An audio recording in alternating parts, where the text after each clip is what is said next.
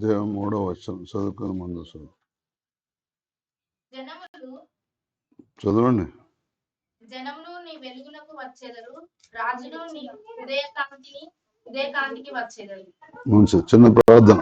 యెషయా గ్రంథం నుంచి 60వ అధ్యాయం 3వ వచనం చదువుకున్నాం.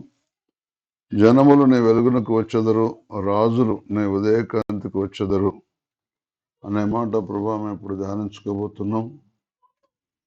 మా వెలుగు, మా ఉదయకాంతికి ఎవరు రావాలని మీరు నిర్ణయించారు. మేము వెలిగే వారంగాను, ఉదయకాలపు కాంతి ఎలా ఉంటుందో అలా ఉండే వారంగాను మీ కృప మాకు తోడుగా ఉంచండి. మా ద్వారా ఎవరు రక్షణ పొందవలసినారో జనాలు, మా ద్వారా ఎవరు రాజులు మరి నీ సన్నిధికి రావాల్సి ఉన్నదో అలా రావాలంటే మేము ఎలా నడుచుకుంటే అలా వస్తారో మాకు తేటపరచండి, సహాయించమని, కృప చూపించమని యేసును ప్రార్థిస్తున్నాముతాను. ఆమేన్. చూడండి, దేవుడు నిన్ను నన్ను ఎందుకు రక్షించాడంటే నీవు నేను వెలగాలని. చెప్పండి, నీవు నేను వెలగాలని. వెలగటం అంటే లైట్ వెలిగినంటే లోడు కాదు. మీరు లోకమునకు వెలుగై ఉన్నారంటాడు యేసుప్రభు మత్తయి సువార్తలో 5వ అధ్యాయం. వెలుగు అంటే అన్ని మంచి పనులు చేస్తే వెలుగుతున్నట్టు అర్థం. చెప్పండి, అన్ని మంచి పనులు చేస్తే వెలుగుతున్నామని అర్థం. కనుక మరి మనం అన్ని మంచి పనులు చేయాలంటే మన వల్ల ఏది కాదు. మనకు ఇష్టం వచ్చిన వాళ్ళకే మంచి పనులు చేస్తాం, ఇష్టం లేని వరకు చెడ్డ పనులు చేస్తాం. అనండి, లేయలియా వింటున్నారా? 16వ వచనం, మనుషులు మీ సత్క్రియలను చూసి పరలోకముందని మీ తండ్రిని మహిమపరచినట్లు వారి ఎదుట మీ వెలుగు ప్రకాశింపనీయుడి. మనం లోకానికి వెలుగు మనమే. ఇంకో సువార్తలు అంటాడు మీరు లోకానికి వెలుగై ఉన్నారు అంటాడు. ఇప్పుడు మనం ఎవరికి వెలుగై ఉన్నమాట? యేసు ప్రభువు అంటాడు నేను లోకానికి వెలుగై ఉన్నాను అంటాడు. మనం కూడా లోకానికి వెలుగే. ఆయన ఏమై ఉన్నాడో మనం కూడా అదే ఉన్నాం. ఆయనే ఈ లోకానికి రక్షకుడైతే మనం వారి రక్షణ పొందడానికి మనం కారకులం. చెప్పండి, మన రక్షణ పొందడానికి మనం కారకులం. రక్షించేది ఆయనే, రక్షించడానికి మనం సువార్త అందించేది మనం. కాబట్టి మనం లోకానికి ఏమై ఉండాలి? వెలుగై ఉండాలి. వెలుగంటే అర్థం ఏంటిది? మీ వెలుగు ప్రకాశింపనీయుడి అంటే. మరి వెలుగంటే అర్థం ఏంటిది? చెప్పండి, వెలుగంటే అర్థం ఏంటిది? సత్క్రియలు, మంచి పనులు చేస్తే మనం వెలుగుతున్నట్టు, చెడ్డ పనులు చేస్తే మనం మలిగిపోయినట్టు. మరి మంచి పని ఏంటిది అంటే 81వ కీర్తన 1, 2, 3 వచనం, 92వ కీర్తన 1, 2, 3 వచనం చదవండి.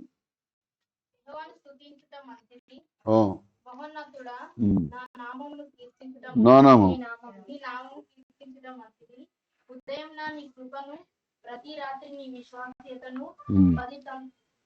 పది తంతుల స్వరమండలముతోనూ గంభీర ధ్వని గల సితారతోనూ ప్రచురించుట మంచిది. మంచిది ఏంటిది భూమి మీద అంటే దేవుని స్తుతించడమే మంచిది.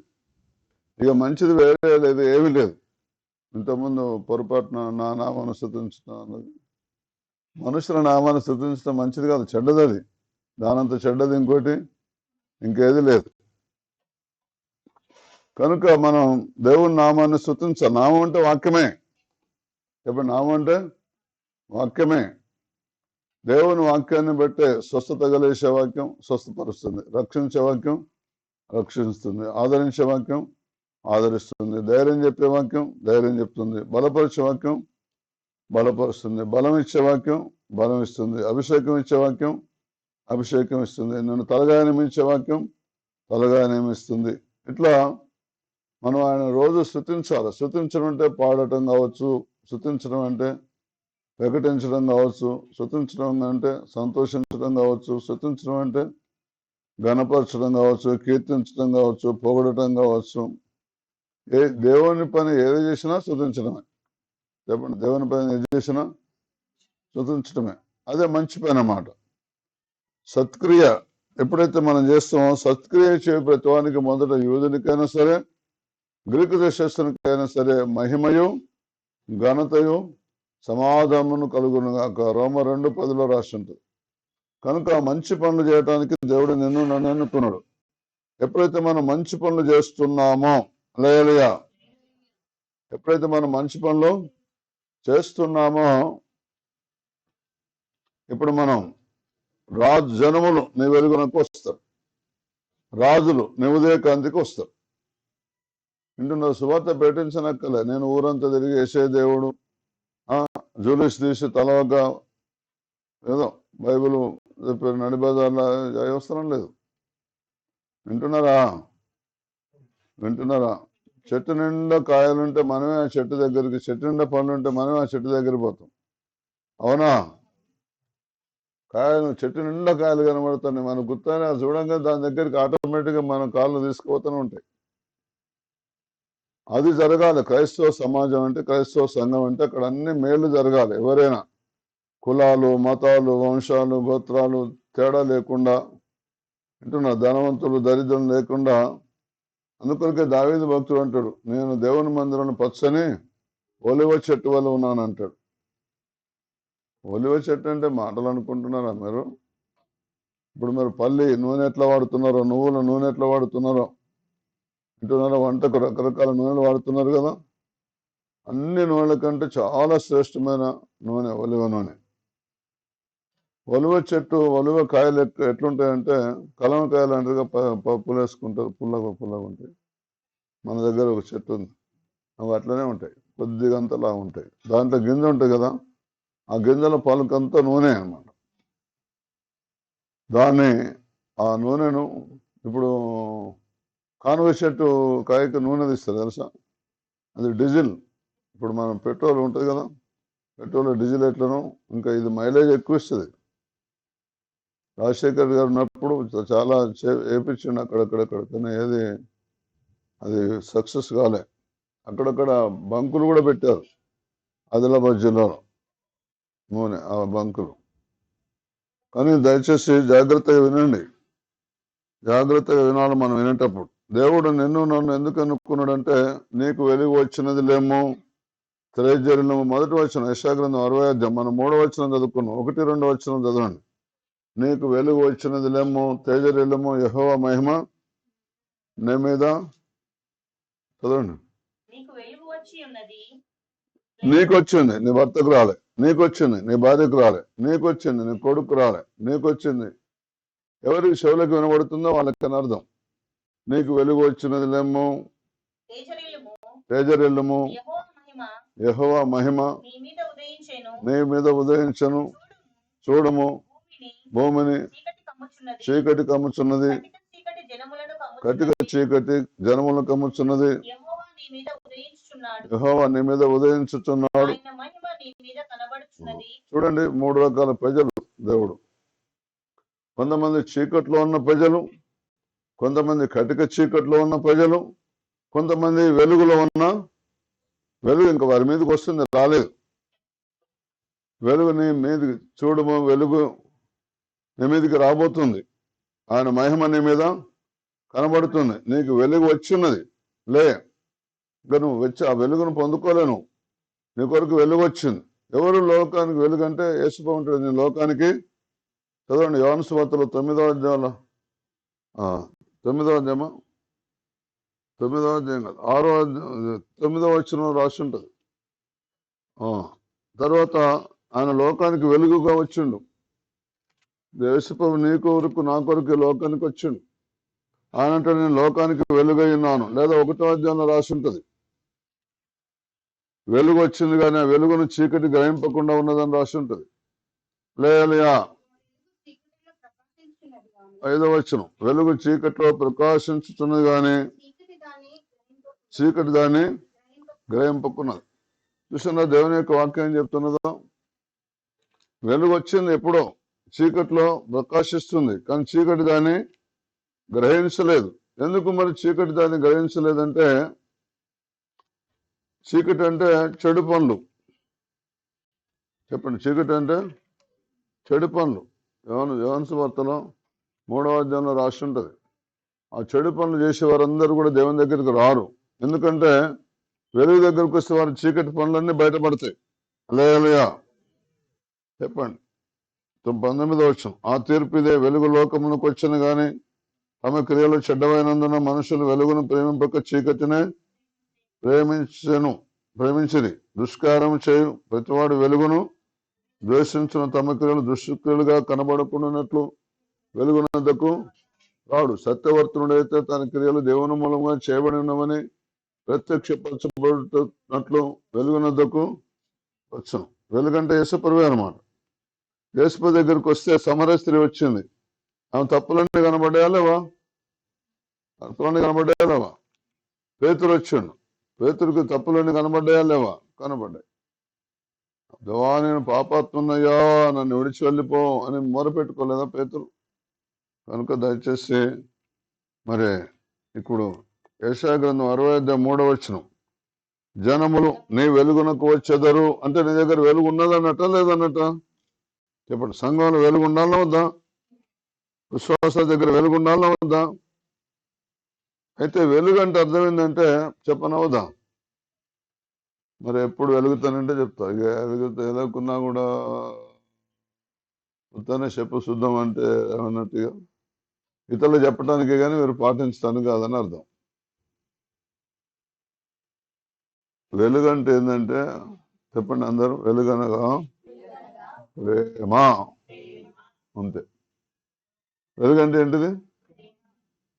అయితే నీ దగ్గర ప్రేమ ఉన్నదని టెస్ట్ చేయాలన్నా వద్దా?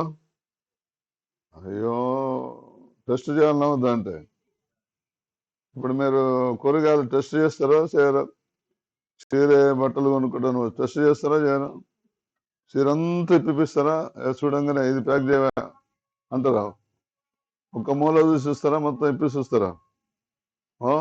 ఇంక ఇప్పింది ఆయన కట్టుకొని కూడా చూపెడతాడు. మగవాడైనా సరే కట్టుకున్నట్టు చేసి బయట వేసుకున్నట్టు చేసి జాకెట్ కూడా మళ్ళీ అంటేనే జాకెట్ లాగా మలిసి చేయి కూడా చూపెట్టి, అవునా?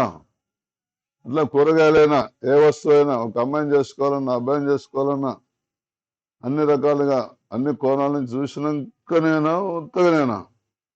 మరి మీ దగ్గర వెలుగున్నదో లేదో?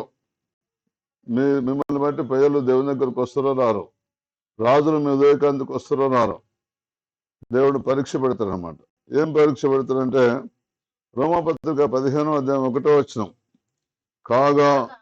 కాగా బలవంతులమైన మనలను మనమే సంతోషపరుచుకొనక బలహీనుల దౌర్బల్యములను భరించుటకు భద్రమైన. నీ దగ్గర వెలుగున్నది లేదు టెస్ట్ చేయాలంటే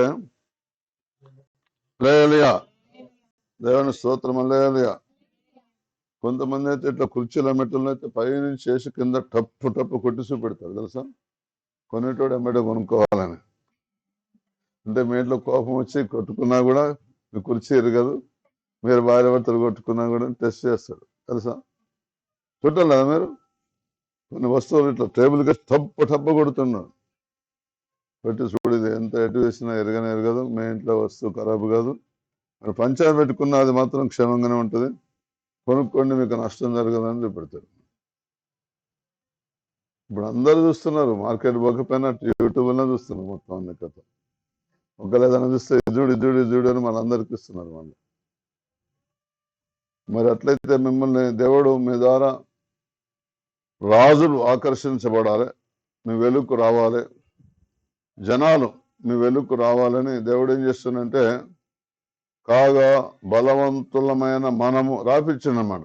మీరు దేవుని నమ్ముకున్న వాళ్ళు బలవంతులా, దేవుని నమ్మని వాళ్ళు బలవంతులా? మీరే చెప్పండి. దేవుడు నమ్ముకున్న వాళ్ళు బలవంతులా, నమ్మని వాళ్ళు బలవంతులా? ఇప్పుడు చూడండి, లోకంలో అధికారులు కానీ పోలీసు వాళ్ళు కానీ రాజులు కానీ అసలు అధికారం ఉన్నంతసేపు బలం, అవునా?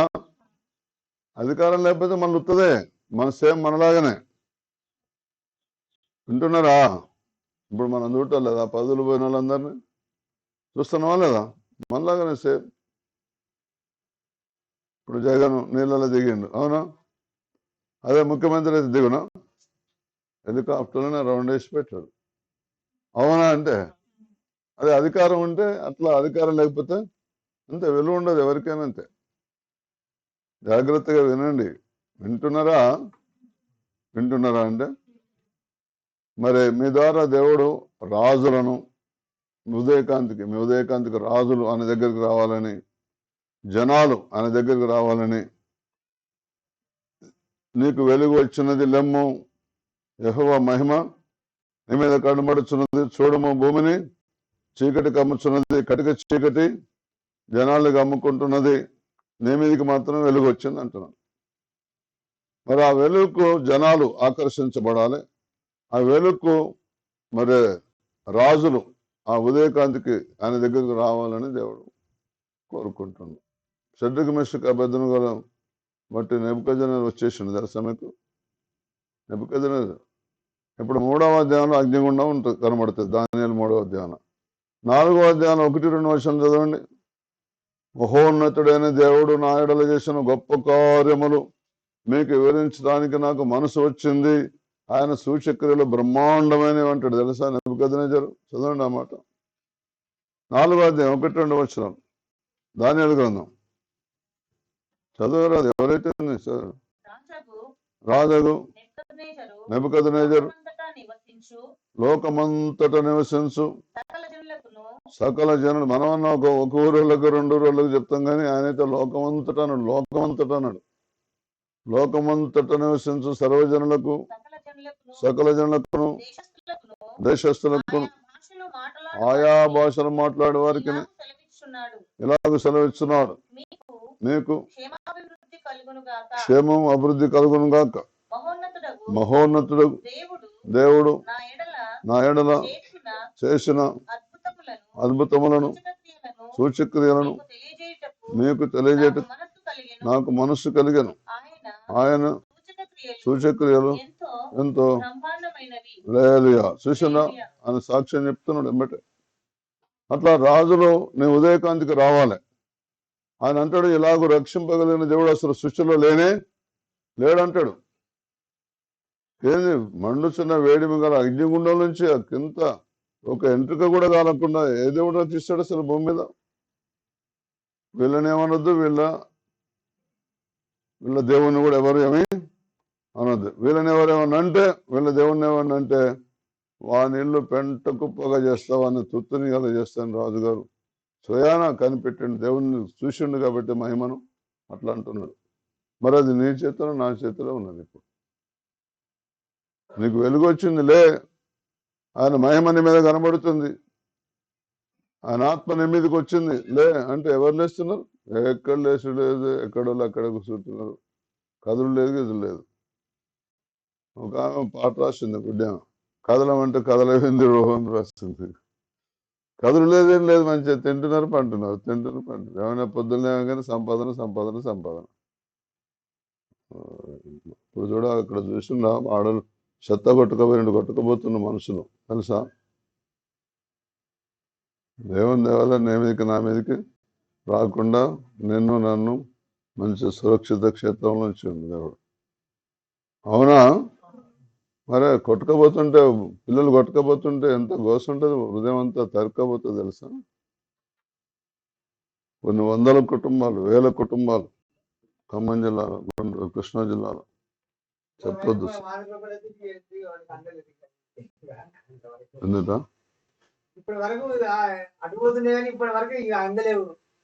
ఇందులో నిన్ను ప్రేమిస్తున్న దేవుడు మరి ఇంకెంత ఆలస్యం చేస్తాడో మరి. హల్లెలూయా. యోబేలు గ్రంథం 2వ అధ్యాయం 24 వచనం. కొట్లు ధాన్యముతో నిండును, కొత్త ద్రాక్షరసమును, కొత్త తైలమును, గానుగలకు పైగా. నీకు చదువు అవసరం లేదు. ఈ పుస్తకం రాసిన వాళ్ళకి ఎవరికి చదువు రాదు, ఒకరిద్దరికి వస్తుంది ఈ రాసిన వాళ్ళకి. వింటున్నారా? మళ్ళా భూమి మీద ఇంత శ్రేష్టమైన పుస్తకం ఇంకోటి లేని ఏది? జీవంతో ఉన్న పుస్తకం. జీవం అంటే అర్థం ఏంటిది? మాటలో. ఇప్పుడు చూడండి, ఇప్పుడు అధికారులు అన్న బొమ్మని తిమ్మని చేసి రాజ్యాలు వెళుతున్నారు. వాళ్ళ మాటల్లో జీవం లేదు.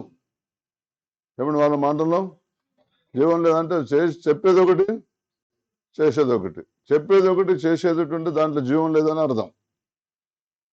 చెప్పినట్టే చేసిన అనుకో జీవం ఉన్నదని అర్థం. చెప్పినట్టు చేస్తే జీవం ఉన్నదని అర్థం. చెప్పింది ఒకటి చేసేది ఒకటి అంటే వాళ్ళ మాటల్లో జీవం లేదు. వాళ్ళు మాట్లాడితే ఎవరికి ధైర్యం రాదు, వాళ్ళు మాట్లాడితే ఎవరికి నిరీక్షణ కలగదు. ఇప్పుడు అందరూ అట్నే అంటున్నారు, జగన్ ఇచ్చిన దానికే డబుల్ ఇస్తాం అన్నారు. అవునా అని మరి డబుల్ కాదు, కనీసం సింగల్ అని ఇవ్వట్లేదు. ఆయన ఇచ్చిన దాంట్లో సగం కూడా ఇవ్వట్లేదు. ఏంటంటే మాకు ఏం లేదు, ఏం చేయాలి మరి అంటున్నారు. అది ముందు తెలదా? తెలుసు, కానీ అట్లా సరే మనుషులు అంటే అట్లా చేస్తారు. దేవుడు కూడా అట్లా చేస్తాడా? మరి నీకు వెలుగు వచ్చింది అన్నాడు అంటే నీకు మంచి రోజులు వచ్చినాయి లే అన్నాడు, లేస్తున్నావు మరి? లేవట్లే. ఎవరి చింత వాళ్ళదే. అయ్యగారు నీకేం నేను అట్నే అంటావు, అమ్మగారికి ఉద్యోగం ఉంది కాబట్టి నేను ఎన్నోసార్లు చెప్పిన ఉద్యోగం నెలకు 1000 కంటే 1500 కంటే ఎక్కువ వాడుకోవాలి. నమ్మండి నమ్మకండి. 3.5 సంవత్సరాల వరకు ఒక్క పైసా ఇంటికి తీసుకోలేదు, ఒక్క కిలో బియ్యం కూడా తీసుకోలేదు అంటే నమ్మట్లే. మీరు మీ ఉత్తమ గ్యాస్ మాటలు అనుకుంటున్నారు. అంత క్లిష్ట పరిస్థితుల్లో దేవుని దగ్గరకు ఆ వచ్చిన కొద్దిగా 100% దేవుని సేవలోనే వాడిన 3.5 సంవత్సరాలు. లేయా జాగ్రత్తగా వినండి, అశ్రద్ధ చేయకండి. ఆయన కృప నీ మీద ఉన్నది, ఆయన దయాదాక్షలు నీ మీద ఉన్నాయి, ఆయన కనికరం నీ మీద ఉన్నది. లేయా దేవుని నిన్ను ఏర్పాటు చేసుకున్నాడు, పిలుచుకున్నాడు, ప్రత్యేకించుకున్నాడు. కొట్లు అనగా మన హృదయం. వింటున్నారా? మన హృదయంలో వాక్యం ఉండాలి. వాక్యం ఉంటే ఏమైతే తెలుసా? 119 కీర్తనలో 11వ వచనంలో యవ్వనులు తేరు చేత తమ నడత శుద్ధిపరుచుకుందరు, నీ వాక్యం బట్టి జాగ్రత్తగా చూచుకున్నట్టు చేతనే కదా అని రాసింది. 11వ వచనం 119. నీ ఎదుట నేను పాపము చేయకున్నట్లు నా హృదయంలో. లేయా ఎన్నో వచనం అది? 9వ వచనం చదవండి. యవనస్తులు దేని చేత తమ నడతను శుద్ధిపరుచుకుందరు, నీ వాక్యమును బట్టి. మన హృదయంలో వాక్యం ఉన్నది అనుకోండి, మన నడవడిని మనం జాగ్రత్తగా చూసుకుంటే ఏ పాపం చేయకపోతే మనమే వెలుగు మనమే. ఇప్పుడు ఇచ్చిన వాక్యం ఏంటి? యోవేలు గ్రంథం 2వ అధ్యాయం 24వ వచనం. కొట్లు ధాన్యముతో నింపబడును అంటే మన హృదయం వాక్యం, మన కళ్ళల్లో వాక్యం, మన చెవులలో వాక్యం. వింటున్నారా? మన స్వప్నంలో వాక్యం, మన దర్శనంలో వాక్యం. అబ్రహామునకు వాక్యం దర్శన రీతిగా వచ్చింది, బలహీనుడైన అతన్ని బలపరిచింది. పేతురుకు స్వరం వినబడింది, దేవుని నడిపింపు ప్రకారం నడవడానికి శరీరం ఇష్టపడలేదు, నువ్వు భేదమేమీ చేయక వారితో కూడా వెళ్ళు అన్నది. అంతే. కొర్నేలింటికి పోతే ఒక్కరోజే సంఘం కట్టబడ్డది. దేవుని స్వరం వింటే అన్ని పనులు మనం అనుకున్న దానికంటే స్పీడ్గా అయిపోతాయి.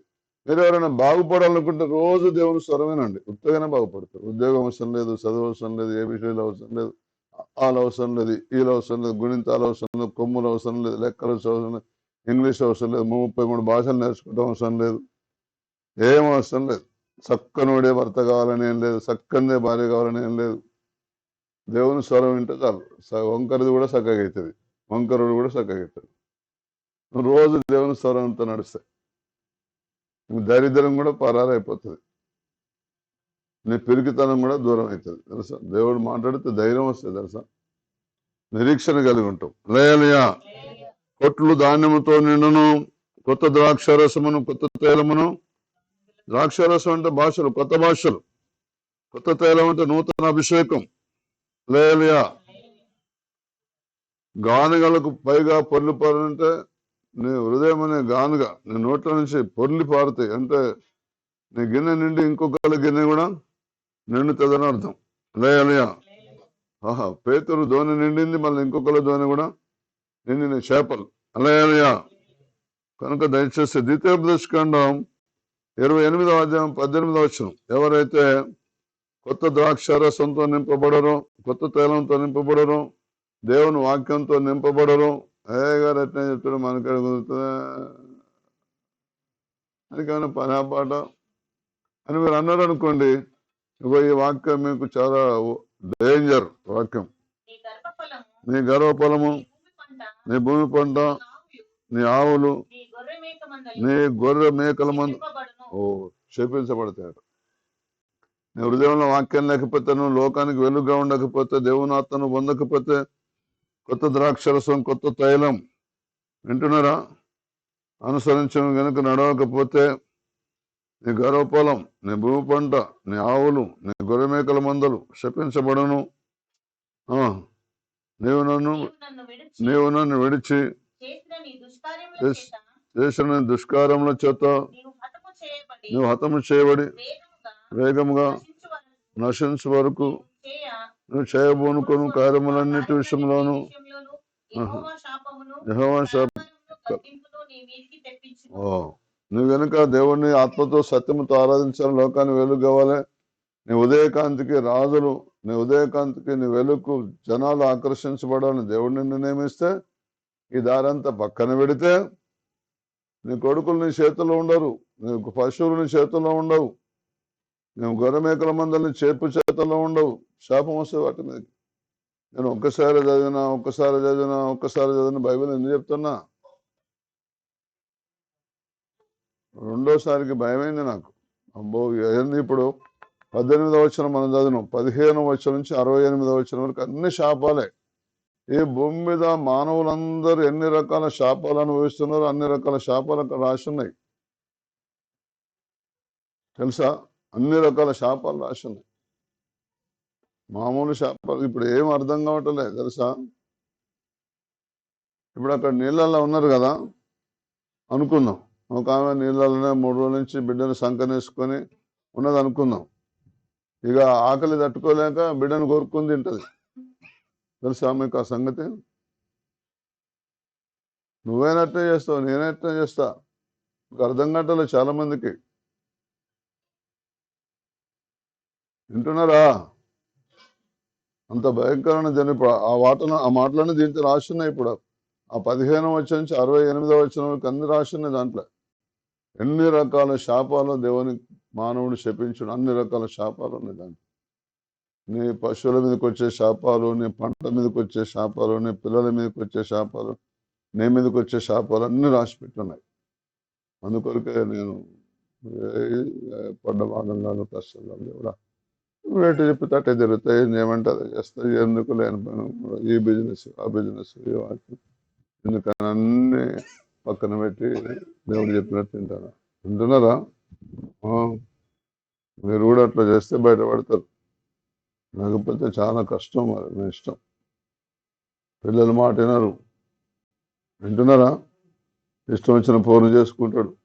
పోరి మాట వినదు, ఇష్టం వచ్చిన పోరగానే చేసుకుంటుంది. కొడుకులను సంబరపడకండి. కొడుకులు ఉన్నోళ్ళు బిడ్డ మంచి చూస్తాను అనుకోండి. బిడ్డలు ఉన్నోళ్ళు తెలుసా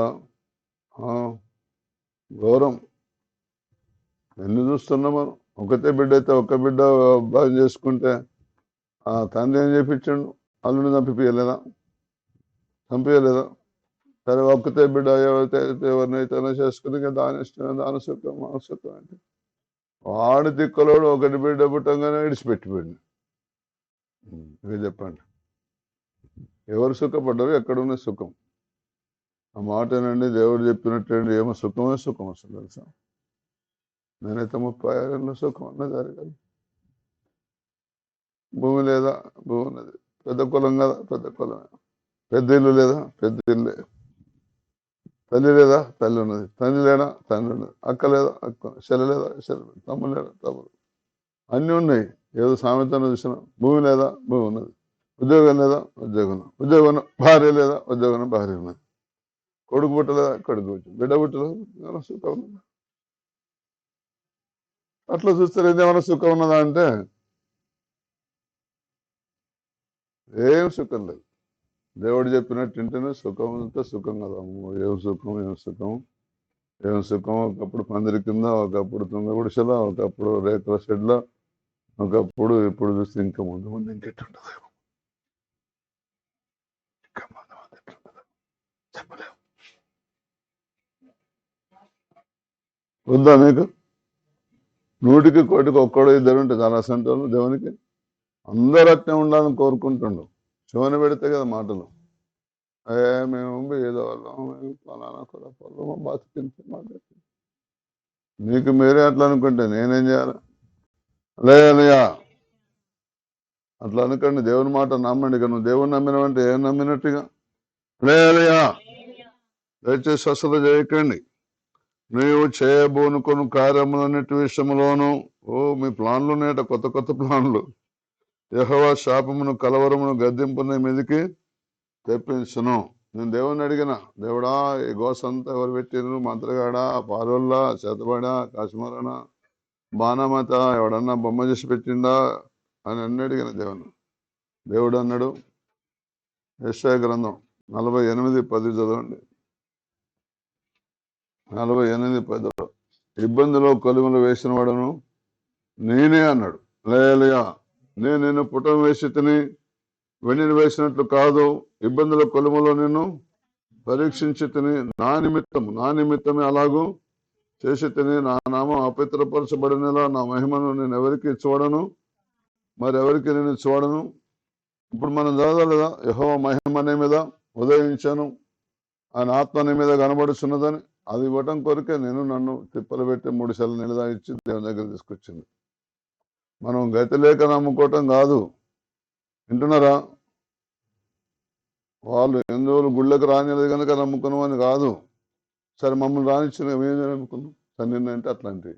మరి మేము మమ్మల్ని రానిస్తారు కదా, మాకు ముందు లైన్లో కూర్చోబెడతారు కదా, ముందు మాకు ప్రసాదం మాకే పెడతారు కదా. అదేదో ఇట్లా మాకే పెడతారు కమ్మంటావు. మేము ఎందుకు వచ్చినాం మరి?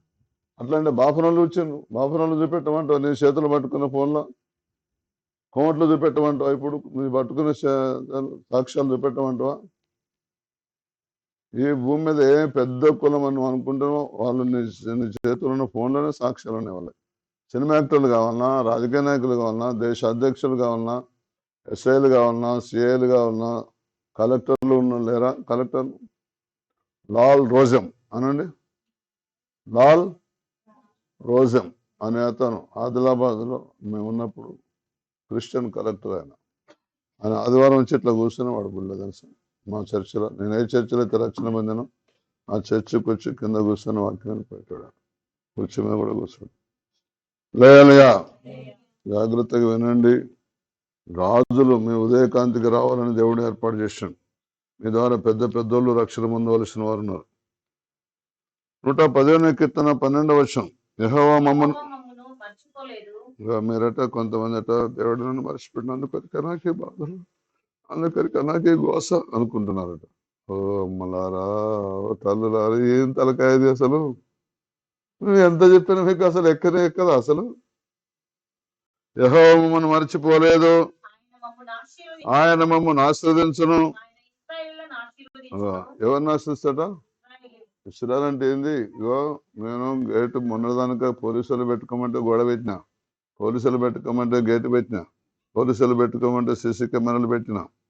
వింటున్నారా? వాళ్ళు చెప్పితే చేసిన, లేకపోతే 24 గంటలు ఓపెన్. ఎప్పుడన్నా వచ్చి గుళ్ళ ప్రార్థన చేసుకోవచ్చు, కొట్లాడొచ్చు. దేవుని నన్ను ఎందుకు పెట్టించను? నువ్వు అప్పుడు అడుగు, భర్తను అడుగు, భార్యను అడుగు, అన్నదమ్ములు అడుగు, తల్లిదండ్రులు అడుగు. నన్ను ఎందుకన్నా శతగానివి, ఎందుకన్నా శతగానోడివి, చదువు పేలనోడి, బట్టలు కొని పేలనోడి, ఇట్లా పిచ్చి పిచ్చి తలకాయలేని మాటలు మాట్లాడొద్దు చెప్తున్నా. ఎవరన్నా తల్లిదండ్రులకు ఇష్టమైతే పుడతారా? అట్లా పుడతారా అంటే మాట్లాడుతుంది. అదే ఇష్టమైతే పుడతారా? దేవుని ఏర్పాటు ప్రకారం పుట్టినవా? ఇది తెలుసు, చిలక పలుకులు. నువ్వు దేవునితో పోరాడితే అక్కడ ఇశ్రాయేలును ఆశీర్వదించును. ఎవరిని ఆశిస్తాడు దేవుడు? దేవుడు మమ్మల్ని మర్చిపోలేదు అనుకున్న ఆశీర్వదిస్తాడు.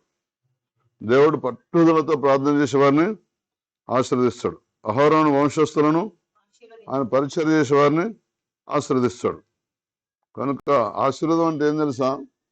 ఇక నీకు భూమి మీద ఏమీ కొదవలేదు, అంత సమృద్ధి అన్నమాట ఆశీర్వాదం అంటే.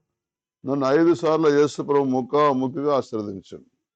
5 సార్లు యేసు ఒకసారి నిండా, 2 సార్లు నిండా మొత్తం రూపంతో రాసి, 3 సార్లు నిండా రూపంతో ఆశ్రయించాడు, 2 సార్లు హస్తమే ప్రార్థన చేస్తుంటే ఎంత పెద్ద హస్తం ఇట్లా ఆశ్రయించి కనబడు. కానీ 3.5 సంవత్సరాలకు ఆశీర్వాదం లేదు ఇస్తాను అంతుతుంది. ఎందుకంటే నేను కొన్ని వాక్యాలను పక్కన పెట్టి వాక్య ప్రకారం ఉండట్లేదు. కొన్ని 1, 2, 3 ఇక మిగతా అన్ని బైబిల్ అని చెప్తుంటే 10 ఆజ్ఞల్లో ఒక ఆజ్ఞ విషయంలో తప్పిపోయినా అన్నిట్లో కూడా తప్పిపోయినట్టాను. నేను 10వ తరగతిలో ఫెయిల్ అయినా ఒక సబ్జెక్ట్లో, ఇంగ్లీష్లో 5 మార్కులే తక్కువ వచ్చినాయి. మా అప్పుడు మీ అప్పుడులా కాదు, మళ్ళీ అన్ని సబ్జెక్టులు మళ్ళీ రాయాలి. ఇప్పట్లాగా ఒకటి పోతే ఒకటి. ఇంకా రాబోయే దినాల్లో 5 మార్కులు అయితే 5 మార్కులకే తక్కువ వస్తే అట్లా కూడా సరిగా వస్తుంది రాబోయే రోజుల్లో. ఇంకా రాబోయే రోజుల్లో ఇప్పుడు అన్ని పేపర్ లీకులైనాయి. లీకులో చూసి రాసుడు 2 లీకులైనా కావాలి, చూసి రాసుడైనా కావాలి. స్టాండర్డ్ లేదు, అందుకొరకే బ్రిడ్జీలు కూలిపోతున్నాయి. వింటున్నారా? వాడు నిజంగా ఇంజనీర్ అయితే బ్రిడ్జ్ ఎందుకు కూలుతుంది? డ్యామ్ ఎందుకు పగిలిపోతుంది? నిజంగా ఇంజనీర్ అయితే, నిజంగా చదువుకున్నాడైతే బ్యాంకులు లాస్ ఎందుకైతే, నిజంగా చదువుకున్నాడైతే అసలు వడ్డీ అది అప్పు తీసుకున్నదంతా మాపు చేపిస్తాడా? పైసలు విలువ తెలిసిన ఎవరు అట్లా చేయరు. కష్టపడి సంపాదించుకున్న ఎవరికి అట్లా చేయరు. డబ్బు విలువ తెలుస్తుంది. ఆ డబ్బు అంతా ఎవరిది? మనదే, మన పన్నే. ఆ లక్షలు కోట్ల రూపాయలు ఎవరి? నీయే నాయే. మనం బ్యాంకు నుంచి మనం తీసుకుంటున్నాం 13% వడ్డీ, మనం వేస్తున్నాం 6% వడ్డీ. ఇక చూడండి ఎంత ఘోరం మోసం. ఎవరు చేస్తున్నారు మోసం? నేను ప్రభుత్వం చేస్తున్నది, ఎవరు చేయట్లే. ప్రభుత్వం అంటే ఎవరు? పాలకులే. ప్రభుత్వం అంటే ఎవరు? పాలకులే. ఇప్పుడు కోమటాన్ని చేసినట్టే సేమ్ అట్లా చేస్తున్నారు. అప్పు ఇచ్చేటప్పుడు ఒక కుండ, మళ్ళీ తిరిగి తీసుకున్నప్పుడు ఇంకొక కుండ. చిన్నవాడా కుండ తీసుకురారా అంటే చిన్న కుండ తీసుకురావాలి. పెద్దవాడు అక్కడ కొలకుండ తీసుకురావాలంటే పెద్ద కుండ తీసుకురావాలి. అనండి. చిన్నవాడా అంటే చిన్న కుండ తేవాలి, పెద్దవాడా అంటే పెద్ద కుండ. అది వాళ్ళ ట్రిక్. నీకేం తెలుసు? లేయా నీకు ఆపదలు ఆదుకున్నాడు అదే తెలుసు. అప్పుడు అంత మంచివాడు కోట. ఇప్పుడు బ్యాంకు కూడా అట్నే చేస్తున్నది. లేయా దేవుని వాళ్ళకు షూరిటీ లేకుండా లోన్లు. నీకేమో మళ్ళీ ఇంకా వాళ్ళ గత తెలుసా? గమ్మత్తు కథ ఎందుకు తెలుసా? ఒక ఇల్లు కొనుక్కోవాలి, ఒక ఫ్యాక్టరీ కొనుక్కోవాలి, బ్యాంకే లోన్ ఇస్తుంది. అట్లా లోన్ ఇస్తే నువ్వు కూడా కొనుక్కోవచ్చు, దేశం అంతా కొనుక్కోవచ్చు. నీకేమో ఒక 10,000 ఇవ్వడానికి, 1,00,000 ఇవ్వడానికి 30 తిప్పలు పెట్టి 3 సార్లు ఆపిస్తారు. వాళ్ళకు కోట్లు ఇవ్వడానికి కూడా ఏ షూరిటీ అవసరం లేదు. ఎగ్గొట్టినా కూడా అడిగేటోడు కూడా లేడు. లేయా ఇప్పుడు చూడటం లేదు హైదరాబాద్లో భూముల సంగతి. నీకు ఏమంటేనేమో అట్లా రూల్స్ లేవంటాడు. అవునా? రూల్స్ లేవా? గుడిసెలేసినా మీకేపిస్తారు. అవునా? వాళ్ళు పెద్ద పెద్ద బిల్డింగులు, కోట్ల బిల్డింగులు కట్టారు. ఇంకోటి దేవుని స్తోత్రం. హల్లెలూయా. జాగ్రత్తగా వినండి నా మాటలు. యెహోవా మిమ్మును దేవుడు ఆశ్రయిస్తుంటే నమ్మరు. మనుషులు సాయం చేస్తాంటే 3 సంవత్సరాలు వాళ్ళ చుట్టూ తిరుగుతారు, వాడు ఒక్క పైస చేయడు. మనుషుల వైపు జరగకండి, ప్రభుత్వాల మీద నమ్మకం పెట్టకండి. వాళ్ళు ఎక్కడి నుంచి తెస్తారు? వాళ్ళే 30 తిప్పలు వాడు 3 సార్లు నీళ్ళు తాగుతుంటే అప్పు చేసి తీసుకొస్తారు. అవునా? లేయా మళ్ళా పనులు వేసి వసూలు చేస్తారు. అన్నిటి మీద డబుల్ పనులు. యెహోవా మమ్మను మరచిపోలేదు. దేవుడు నిన్ను నన్ను మర్చిపోలేదు. అందుకొరకు సువార్త అందించాడు. ఆయన మమ్మల్ని ఆస్వాదించును, ఆయన ఇశ్రాయేలును ఆస్వాదించును, అహరోను వంశస్థుల్ని ఆస్వాదించును. మర్చిపోని వాళ్ళని దేవుడు ఉన్నాడు, మర్చిపోడు, నన్ను పరీక్షిస్తున్నాడు అనుకున్నారని ఆస్వాదిస్తాడు. లేయా బాగా పట్టుదలతో ప్రార్థన చేసేవాళ్ళను ఆశీర్వదిస్తాడు, పరిచర్య చేసేవాళ్ళను ఆశీర్వదిస్తాడు. ఎఫెసీ 2:14 ఆయన మన సమాధానమై ఉండి నీకును మాకును ఉండిన ద్వేషమును అనగా విధిరూపకమైన ఆజ్ఞలు గల ధర్మశాస్త్రమును తన శరీరమందు కొట్టివేట చేత మధ్యగోడను పొడగొట్టి మన ఉభయులను. చూడండి, ఒకప్పుడు అన్య జనులు ఇశ్రాయేల్ ప్రజలు, అని రెండు. ఇప్పుడు కనుక ఈ కులం ఆ కులం, ఏ మతం ఆ మతం అన్నట్టుగానే ఉండేది. అయితే దేవుడు ఆ మధ్య గోడను, ఆ పాపపు గోడను, ఇప్పుడు ఈ గోడ అవతల దేవుడు ఉన్నాడు అనుకోండి, మనకు ఆ గోడ ఏంటిదంటే మన భేదాలే. ఆ గోడ ఏంటిది? మన భేదాలే. అన్యజనులు అనే భేదం, లేదా పాపాత్ముల భేదం, ధనవంతులు దరిద్రులు అనే భేదం, లేకపోతే ఈ కులం ఆ కులం, ఈ మతం మతం అనే భేదం. ఆ మధ్యన గోడను పడగొట్టి మన ఉభయులను ఏకం చేసిండు యేసు ప్రభు. ఏకం చేస్తే కలిసిమెలిసి ఉండాలన్నా వద్దా? చెప్పండి. ఒక మంచి చెప్పడానికి వచ్చిన చేర్చుకోవాలన్నా వద్దా? చేర్చుకుంటే మంచి జరుగుతుందా? చేర్చుకోకపోతేనా? ఎఫ్ఎస్సి సంఘానికి పౌలు భక్తుడు వచ్చి, అయ్యా మీరు ఆత్మతో ఆరాధించడం లేదు, ఆత్మ పొందుకోవాలని ప్రార్థించినప్పుడు ఆయన చెప్పిన బోధ విన్నవారు, ఆయన చెప్పినట్టు అనుసరించిన వారు 12 మంది ఆత్మ పొందుకున్నారు. మిగతా వాళ్ళు పొందుకోలేదు. మిగతా మందికి సమాధానం లేదు. ఆయన మన సమాధానమునండి మీకును మాకు నుండిన ద్వేషము అనగా విధురూపకమైన ఆజ్ఞలు గల ధర్మశాస్త్రమును తన శరీరం ముందు కొట్టివేట చేత పదాజ్ఞలు పాటిస్తేనే, ఆ పదాజ్ఞలు అనే విషయాన్ని ఆయన శరీరం ముందు కొట్టివేట చేత ఇది కృపాయుగంగా మార్చిండు. ధర్మశాస్త్ర యుగం కాదు ఇప్పుడుగా. ఆయన చెప్పినట్టు ఏంటని సమస్యలన్నీ పరిష్కారం అవుతాయి. మధ్య గోడను పడగొట్టి మన ఉభయలను ఏకము చేశాను అంటే ఇప్పుడు దేవుని పిల్లలు, దేవుని పిల్లలకు కానివారు అందరికీ ఒకటే సమానమైన దీవెన. ఇక ఇప్పుడు పక్షపాతం లేదు దేవునికి. కనుక ఇలాంటి ఉభయాలను ఏకం చేసినప్పుడు మనం నమ్మాలన్నా వద్దా? నమ్మాలన్నా వద్దా? అయితే ఇప్పుడు కూడా కొంతమంది భేదాలు పుట్టిస్తున్నారు. భేదాలు పుట్టిస్తే నీ దగ్గర భేదం ఉంటే నమ్మనులతో సమానమే. ఇప్పుడు నీ దగ్గర భేదాలు ఉంటే నమ్మని వాళ్ళతోటి. నేను కూడా 3 సంవత్సరాలు భేదాలతోటే జీవించాను. ఎప్పుడైతే భేదాలు తీసేసుకున్నానో అప్పటి నుంచి ఆశీర్వదించడం ప్రారంభమైంది. నా గిన్నె నిండటం ప్రారంభమైంది. లేలయా కొట్లు ధాన్యంతో నిండటం ప్రారంభమైంది. కొత్త ద్రాక్షరసం, కొత్త తైలం, గానుగల పైగా పొల్లిపారడం ప్రారంభమైంది. లేలయా దేవుని యొక్క వాక్యం చెప్పినట్టు గర్వఫలం, భూమి పంట, ఆవులు, గొర్రెల మేకల మందరు శాపం నుంచి విడుదల పొందినాయి. వింటున్నారా? దేవునికి విడవకుండా, దుష్కార్యాల వైపు మళ్ళకుండా దేవుని మార్గం నడవటం నేర్చుకున్నా. దేవుడు నేను చేసే కార్యాలన్నిటిని కూడా దీవించడం ప్రారంభించాను. లేలయా అప్పుడు నా మీద గద్దెంపు లేదు, ఆశీర్వాదం వచ్చేసింది. ఎవరైనా అంతే, మీరు కూడా అంతే. దేవుడు మిమ్మల్ని మర్చిపోలేదు. మర్చిపోతే వాక్యం చెప్పిస్తాడు. మర్చిపోతే నేను ఆశీర్వదిస్తాను ఎందుకంటాడు. మర్చిపోతే నేను అహరోను వంశస్థుల్ని మరి ఇశ్రాయేలు పట్టుదలతో ప్రార్థించుకొని ఆశిస్తాను ఎందుకంటాడు. కనుక మీరు ఇప్పటి నుంచి దేవుని నన్ను మర్చిపోలేదు, నేను బాగా ప్రార్థన చేయాలి, దేవుని సేవ చేయాలి అని తీర్మానం చేసుకుంటే మాత్రం ఆశీర్వాదం నీ మీదకి రాబోతుంది. అప్పుడు దేవునికి సమాధానం ఇవ్వబోతున్నాడు. ఎప్పుడు మనందరం ఉభయలు ఏకం, అన్ని సంఘాలు, అన్ని సంస్థలు ఒకటే భావించాలి మనం. అయితే భేదములు పుట్టించి రోమా 2:8 అయితే భేదమును పుట్టించి సత్యమునకు లోబడక దుర్నీతికి లోబడి వారి మీదకి దేవుని ఉగ్రత. మీకు ఎప్పుడైనా నడుము వస్తుందా? ఎప్పుడైనా మెడలు తిప్పులిస్తాయా? ఎప్పుడైనా జ్వరం వస్తుందా? ఎప్పుడైనా కరోనా వచ్చిందా? చెప్తే ఏమవుతుంది? ఎప్పుడన్నా జ్వరం వచ్చి బాగా జ్వరం, బాగా బయట జ్వరం, లోపల జ్వరం వస్తుంది ఎప్పుడన్నా? ఇవన్నీ దేవుని ఉగ్రత. ఇవన్నీ ఎందుకు వచ్చినాయంటే మనం సత్యం నేర్చుకోవాలి. దేవునికి ఇంకా సమీపంగా, దేవా నా దగ్గర ఎప్పుడో జ్వరం వచ్చింది అంటే చాలు. అయ్యగారు అవసరంలే, ఫోన్ అవసరంలే, ప్రార్థన అవసరంలే. నీ దగ్గర పశ్చాత్తాపడితే చాలు. అంతే. వింటున్నారా? ఏ దానికైనా పశ్చాత్తాపం కావాలి. మీకు సాయం కావాలన్నా పశ్చాత్తాపం, మీకు మేలు కలగాలన్నా పశ్చాత్తాపం. ఇట్లా మీరు ఒప్పుకుంటే మాత్రం సంతోషం. ఇప్పుడు వీళ్ళు ఇల్లు కట్టుకుని ఇంట్లో సంతోషం కలగాలన్నా కలగాలంటే పాటించాలి. అంతేగాని అల్పైంది మంచిగా ఇల్లు కట్టుకుని వాళ్ళ బాధలని అనవద్దు. ఇల్లు కట్టుకుంటే బాధలు పోతాయా? ఇప్పుడు ఇల్లు ఉన్న వాళ్ళందరికీ బాధలు.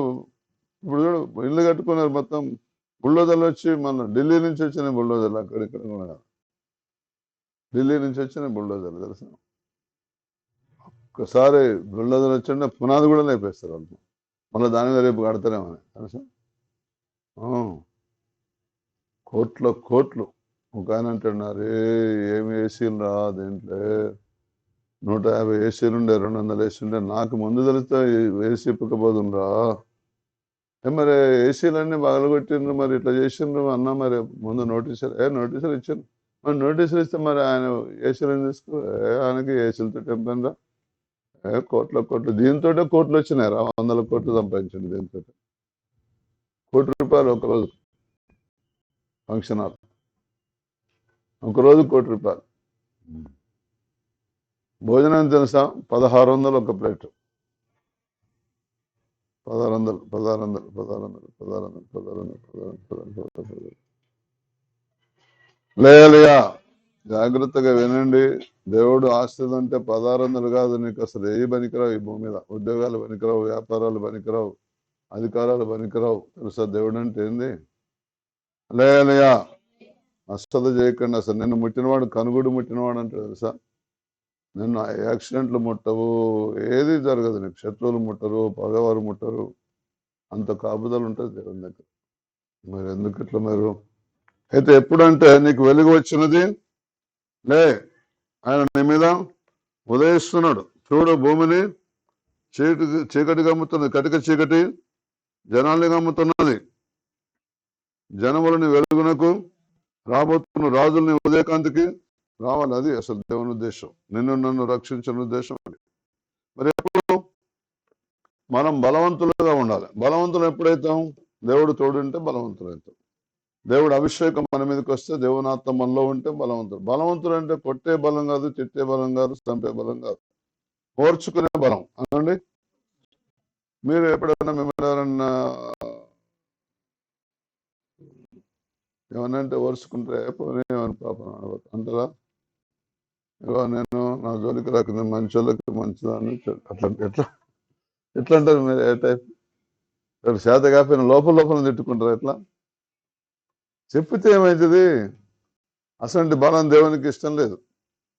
చెప్పినారండి, బలం ఇష్టం లేదు. ఓర్చుకుంటే మాత్రం సహించిన వారమైతే ఆయనతో కూడా ఏలుదుము.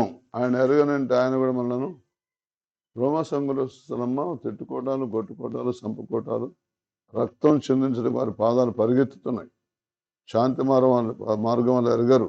వాళ్ళందరూ బాప్తిసం తీసుకున్నాంలే. అట్లా చేయొద్దు. మీరు బాప్తిసం తీసుకున్నారు, దేవునే మీరు ఎవరేమన్నా ఏమనద్దు. వింటున్నారా? బాయ్ గారు, నువ్వు నీ లెక్కలు నడిస్తే మమ్మల్ని ఇంకా అంతంత మాత్రం నోరు తెరిస్తేనే మా ఆయన చెప్పి అంత మాత్రం అణిగిపోయి ఉంటాడు. ఇక నువ్వు చెప్పినట్టు చేస్తే మాత్రం మా పని వస్తుంది అంటాడు. అస్సలే కాదు, వస్తుంది. నేను చెప్పినట్టు చేయండి, మళ్ళీ వాళ్ళు మీ దగ్గరకు వచ్చి క్షమాపణ అడుగుతారు. తెలుసా, అంత గొప్ప దేవుడు. లేయా ప్రార్థన చేసుకుందాం. అసలు చేయకండి. దేవుని కృప మీ మీద ఉన్నది, దేవుని దయాదాక్షిణ్యం మీ మీద ఉన్నాయి.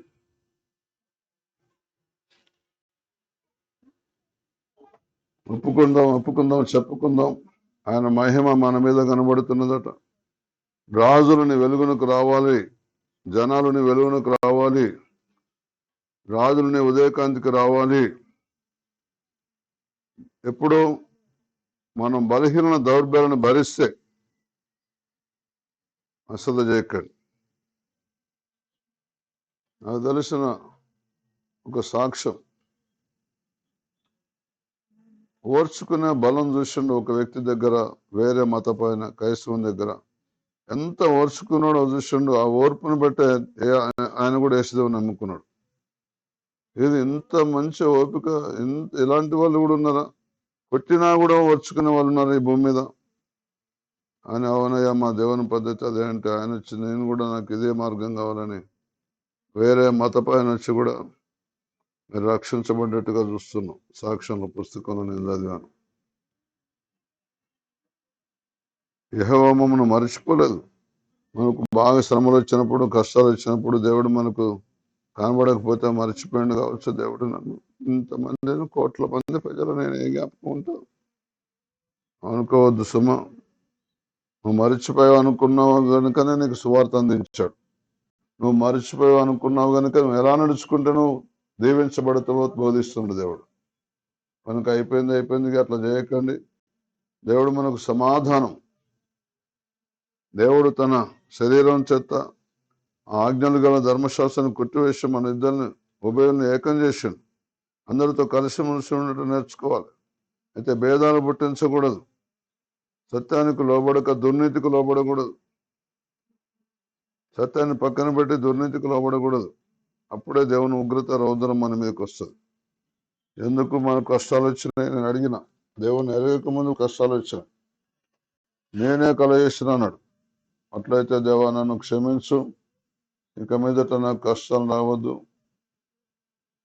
అని ప్రార్థించినప్పుడు దేవుని దయ వల్ల కష్టాలన్నిటి నుంచి కడతీర్చిన దేవుడు. మీలో ఎవరికైనా ప్రేరేపణ ఉంటే ప్రార్థన చేయండి. త్వరగా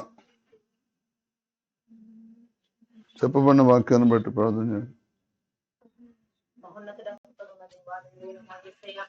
వందనాలు, కృతజ్ఞతలు, స్తుతులు, స్తోత్రములు చేస్తున్నాను ప్రభువా. యెషయా గ్రంథం నుంచి నాయన, యెషయా గ్రంథం నుంచి ప్రభు 60వ అధ్యాయం 3వ వచనాన్ని బట్టి నాయన నీకు వందనాలు ప్రభు. జనములు నీ వెలుగునకు వచ్చేదరు, రాజులు నీ ఉదయకాంతికి వచ్చేదరని ప్రభువా మీరు మాట్లాడిన మాటల కొరికే నీకు వందనాలు ప్రభువా. పరిశుద్ధాత్మ దేవుడా నాయన, మేము నాయన నీ కొరకు నాయన మేము వాడబడే కృప దయచేసి మా ద్వారా నేను అనేకులు రాజులు ప్రభు నైనా ప్రజలు నైనా నీ యుద్ధకు రావాలి ప్రభు. నీకు వందనాలు. ఆ రీతిగా నేను మమ్మల్ని వాడుకోండి యేసయ్యా. నీకు వందనాలు, స్తుతులు, స్తోత్రాలు చెల్లిస్తున్నాను ప్రభు. దేవా మా కొట్లలో నైనా ధాన్యం ఉండలాగా సహాయం దయచేయండి యేసయ్యా. నీకు వందనాలు ప్రభు. కొత్త ద్రాక్షరసం నాయన, అవును ప్రభు, కొత్త భాషలు నైనా మాకు అనుగ్రహించండి ప్రభు. మీకు వందనాలు, స్తుతులు, స్తోత్రములు చెల్లిస్తున్నాను యేసయ్యా. అవును ప్రభు, మీరు మమ్మల్ని మర్చిపోలేదన్నైనా మాట్లాడిన మాటల కొరకే నీకు వందనాలు, కృతజ్ఞతలు, స్తుతులు, స్తోత్రములు చెల్లిస్తున్నాను ప్రభు. యెహోవా మమ్మల్ని మర్చిపోలేదు, ఆయన మమ్మల్ని ఆశీర్వదించినట్టున్నావు ప్రభు. నీకు వందనాలు తండ్రి. అవును ప్రభు, మమ్మల్ని అందరినీ మీరు ఆశీర్వదించండి ప్రభు. అహరోను వంశస్థులను ఆశీర్వదించిన ప్రభు, మమ్మల్ని కూడా ఆశీర్వదించండి ప్రభు. దేవా నీ కొరకునైనా మేము సేవలు వాడబడే కృపను అనుగ్రహించండి యేసయ్యా. అనుదినం ప్రభు నీ స్వరాన్ని వినగలిగే కృప దయచేయండి యేసయ్యా. దేవాని సత్యాన్ని అనుసరించి అనుదినము నడిచే కృప దయచేయమని వేడుకొనిచ్చినాను యేసయ్యా. నీకు వందనాలు ప్రభు. పరిశుద్ధాత్మ దేవుడా నీకు వందనాలు. అయితే భేదములనైనా మాలో ఉండకుండా సహాయము దయచేయమని వేడుకొనిచ్చినాను ప్రభు. నైనా మాలో దుర్నీతి ఉండకుండా సహాయము దయచేయమని వేడుకొనిచ్చినాను యేసయ్యా. నీకు వందనాలు, కృతజ్ఞతలు, స్తుతులు, స్తోత్రములు చెల్లిస్తున్నాను ప్రభు. దేవని వాక్యానుసారంగా మేము జీవించలాగున నీ కృపా సహాయము దయచేయండి ప్రభు. నీ కనికరము, నీ కటాక్షము నాయన మా మీదికి దిగిరాని మనం వేడుకొనిచ్చినాను ప్రభు. నీకు వందనాలు ప్రభు. అవును ప్రభు, శ్రమలు ఎందుకు వచ్చినాయి అంటే ప్రభు, అవునైనా నాయన నేను పెట్టినాయని ప్రభు మీరు మాట్లాడినారు ప్రభు గారితో ప్రభు. దేవ మాకు శ్రమలు ఉన్నాయంటే ప్రభు అవి నాయన మీరు పెట్టినాయే ప్రభు. దేవ వాటిని జయించగలే కృపను అనుగ్రహించండి అయ్యా. నీకు వందనాలు, స్తుతులు, స్తోత్రాలు ప్రభు. పరిశుద్ధాత్మ దేవుడా దేవ వెలుగు నాయన మా మీదికి వచ్చి ఉన్నది, అందుని బట్టి నీకు వందనాలు ప్రభు. అనేకులను ప్రభు మీ వెలుగులోనికి నేను నడిపించగలిగే కృపను నాకును మాకు అనుగ్రహించమని మమ్మల్ని అందరినీ ప్రభు మీరు దీవించి ఆశీర్వదించి మీరే ఘనత మహిమ ప్రభావములు పొందుకోమని నజరుడైన యేసుక్రీస్తు నామములో అడిగి వేడుకొనుచున్నాను తండ్రి, ఆమేన్. మన తండ్రి అయిన దేవుని ప్రేమ, ప్రభు అయిన క్రీస్తు వారి కృప, పరిశుద్ధాత్మనికి అన్యోన్య సమాధాన అభిషేకం సర్వలోకం సమస్త పరిశుద్ధులకు కూడిన మనకు సదాకాలం తోడైనను గాక. ఆమేన్. హల్లెలూయా.